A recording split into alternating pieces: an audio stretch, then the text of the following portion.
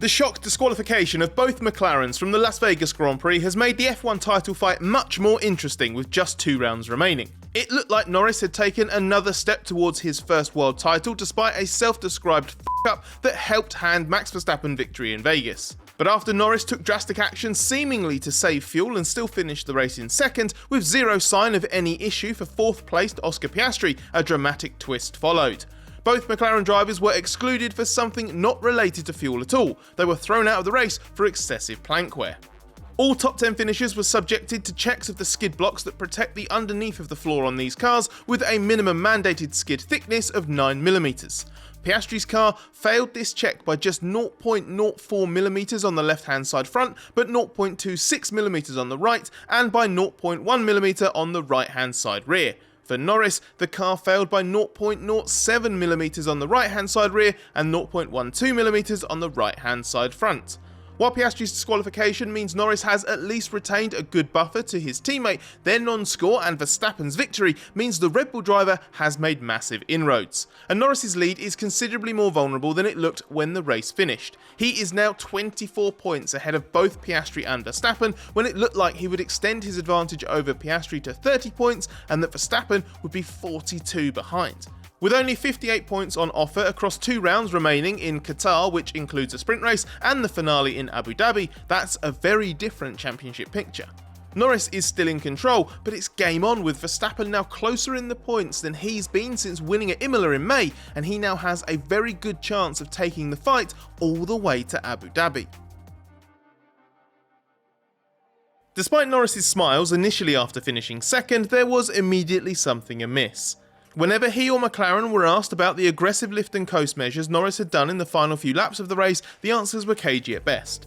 The instructions appeared to be an attempt to save enough fuel to finish the race and provide a sample to the FIA for inspection afterwards, especially as one of the last radio messages to Norris was that the fuel looks okay now. Norris himself referenced some issues with the car afterwards, but presumably because he was hearing the same stuff we were during the race, also implied it was fuel related when he said he wasn't sure if we just used more than expected. The uncertainty then escalated as the cars were held for longer than normal in Parc Fermé, which is the time when all legality checks are taking place. McLaren team boss Andrea Stella was seen in conversation with FIA F1 technical head Nicolas Tombassis in McLaren's hospitality unit, and Tombassis was spotted in the McLaren garage too. So something was up, it's just what we all thought it was turned out to be a red herring. It seems McLaren's messages were essentially coded and that Norris was having to lift and coast but not to manage fuel, to try to protect the plank. Norris himself is quoted in McLaren's own press release as saying that the management towards the end of the race was due to issues on the car that resulted in the disqualification.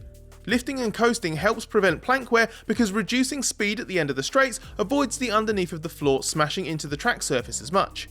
Something in what McLaren can measure remotely during the race must have made it worried that Norris was at serious risk of excessive wear if he continued pushing to the end. Whether McLaren went in knowing this would be marginal is unclear, but the fact Piastri wasn't urged to protect his plank implies that McLaren had no reason to suspect his car would be in trouble, so it must have been something that played out during the Grand Prix. What McLaren could infer about plank wear from its data may have left it hopeful that Piastri was running in DRS and subjecting the plank to a less tough time during the Grand Prix, with Norris's data causing greater concern. That would also be consistent with the slightly coded lift and coast messages so as not to bring attention to something that might not have been inspected post-race anyway. Piastri might have been at lower risk of specific checks too, given he was outside the podium places, but it could also be that McLaren didn't think it was a big enough risk to be worth Piastri backing off significantly. This would have lost him crucial positions given he was right behind Kimi Antonelli, who had a time penalty, and just ahead of Charles Leclerc's Ferrari. Regardless, McLaren made a clear misjudgment on what its plank wear actually would be in a quick, dry race. McLaren tried to argue in mitigation that there was additional and unexpected porpoising of the cars here, limited opportunities to test due to shortened sessions and weather impact in practice, and that the breach was lower than others of this regulation in 2025. McLaren also claimed that there was potentially damage on both cars that may have caused the floor to move more and accelerate the wear. But apart from helping the stewards judge that the breach was unintentional, not a deliberate attempt to get around the rules, this achieved nothing. Because it's well established that the technical rules are black and white and disqualification was required. And even if a disrupted weekend did make it harder to judge the setup, nobody else got caught with excessive wear. This is the outside help Verstappen desperately needed in order to reignite his late title bid. A 42-point gap with a sprint race and 2 Grand Prix left to go would have been asking too much, surely, even of the winner of the last 4 championships. By comparison, 24 points feels surmountable, and it's impressive that he has somehow managed to hang on this long, with Vegas being the kind of competitive weekend he really needed, irrespective of the double McLaren disqualification.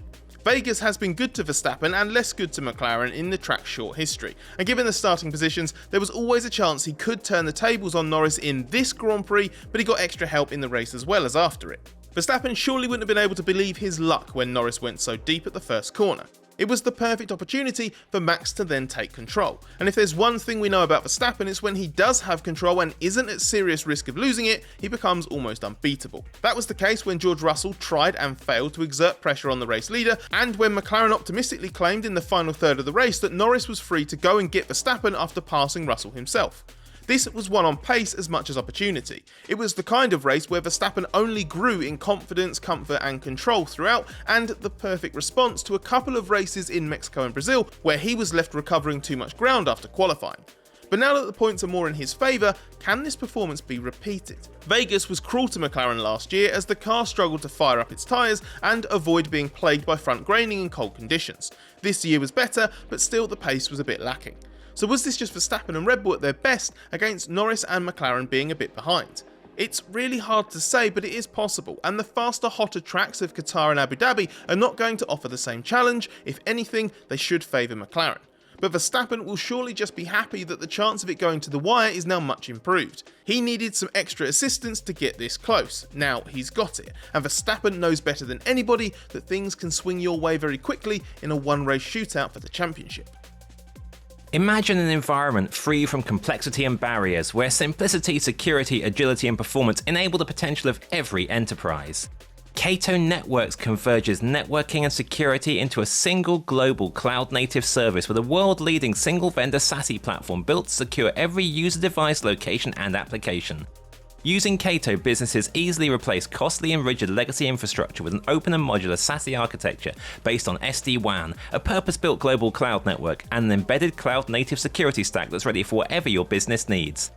No more patchwork solutions, legacy add-ons, or decades of IT complexity, just scalable, agile, enterprise-grade networking and security for every business everywhere. Kato empowers you to move faster, grow stronger, and stay secure. It's peace of mind built into everything you do. Welcome to Katopia, your vision for effortless IT realized. Learn more at katonetworks.com. What will encourage Verstappen alongside the revised point situation is that he knows he has the beating of both McLarens in a straight fight. Norris trying to be aggressive with Verstappen at the start meant that ignoring the technical infringement, he played a key part in losing a victory and leaving the door open to Verstappen in the championship in the first place. Norris will be a deserving champion if he brings it home, but not an entirely convincing one, and this race provided another illustration of how he still has weaknesses and a little uncertainty to address.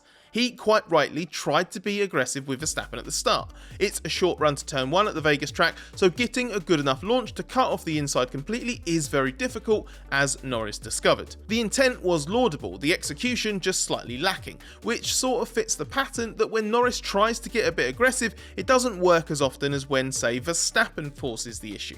As for Piastri, this was yet another frustrating combination of some things in his control and some things outside of them, all conspiring to go against him. He has ultimately been neither fast enough or lucky enough in this run-in so far.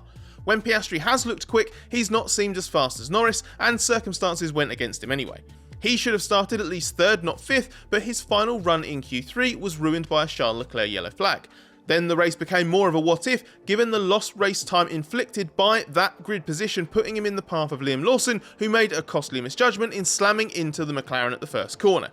Ultimately, Piastri has also made uncharacteristic errors in Battle 2. There have been a few misjudgments now in the second half of the year, and what was previously a great strength has now become a bit more wobbly. His racecraft was lacking sometimes in Vegas, where it felt like a sky-high on confidence Piastri would have got something done more convincingly. The upshot is he remains an outsider for the title, even though his disqualification has actually helped him versus Norris because he's 6 points closer than he would have been had the result stood. Being on the same points as Verstappen means Piastri has no less of a chance than the Red Bull driver does, but if you were backing anybody on form or on overall convincingness for the whole year, it's surely Verstappen. Even before this result swung massively in his favour, the race was another signal that he is still the grid's benchmark. He's been the pick of the 3 championship protagonists all year, the most consistent, dependable and high performing of the trio on balance.